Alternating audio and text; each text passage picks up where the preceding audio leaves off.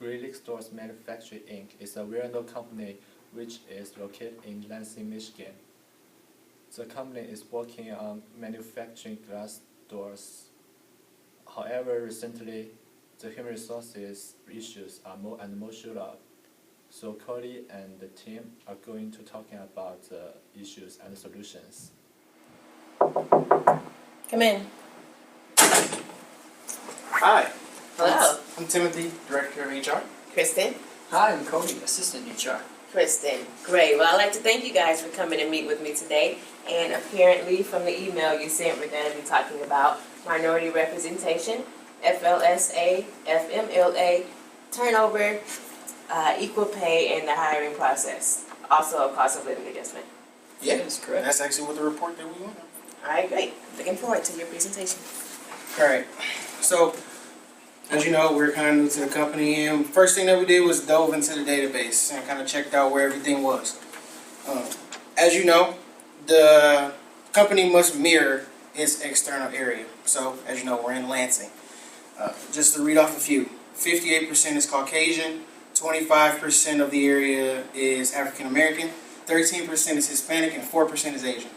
Our company doesn't mirror that at the time, and we need to take active steps in recruiting and selection to hire in those minority areas.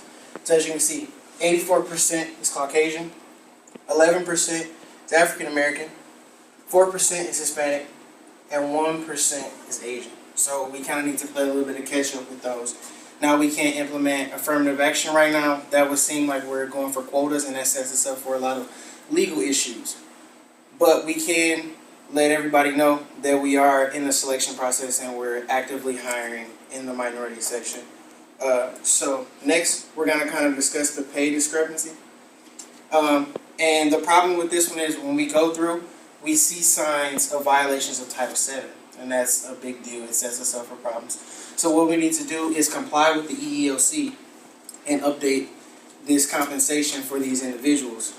The best way that we can go about it to avoid lawsuits is to get the individuals assigned waivers when we get their pay up to speed. We might have to give some back pay to some individuals. Maybe somebody gets disgruntled, but in order for us to avoid litigation, trust me, the back pay is not as bad as the lawsuit will be in the long run. So, Cody, if you can move on to my next slide. This is the next one, and when we talk about our selection process, we're going to talk about our turnover. So our turnover for the company has been a little bit rough. As a company, we're a little under 25%, which is pretty good because most companies in the area are around that mark.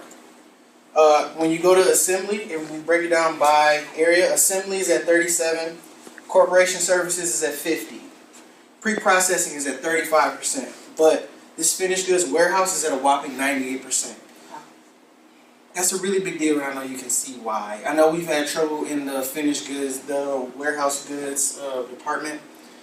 They've had complaints over there. One thing that we need to do when we're selecting is bring in individuals that actually want to do the job. I've talked to a few individuals, and they say, I only took this job because my friend told me he can get me to a higher place. We need to find individuals that want to stay at those jobs, that want to do the best and make that work what they do for a long time. Yes, we want individuals that are driven, but we also want individuals that want to do the job that we're hiring them in for. Last thing I'm going to talk about is cost of living. The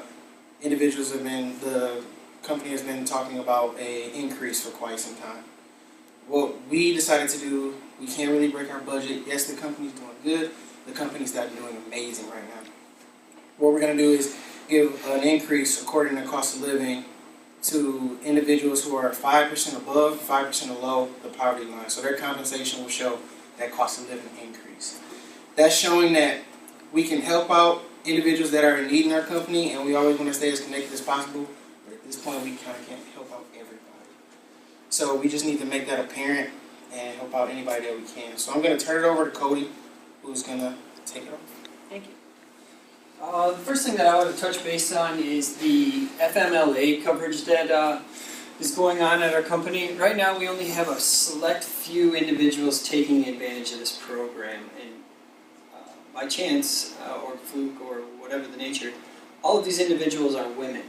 And we wanted to make sure that the men in our company are aware that they're eligible for coverage with FMLA. We have some different options for bulletin board material that we wanted to post throughout the company. We're thinking we post the bulletins all over in areas where the employees are gathering, the water cooler and whatnot. We also wanted to email all of our employees the different options and just to keep them up to speed on what type of coverage is out there for them.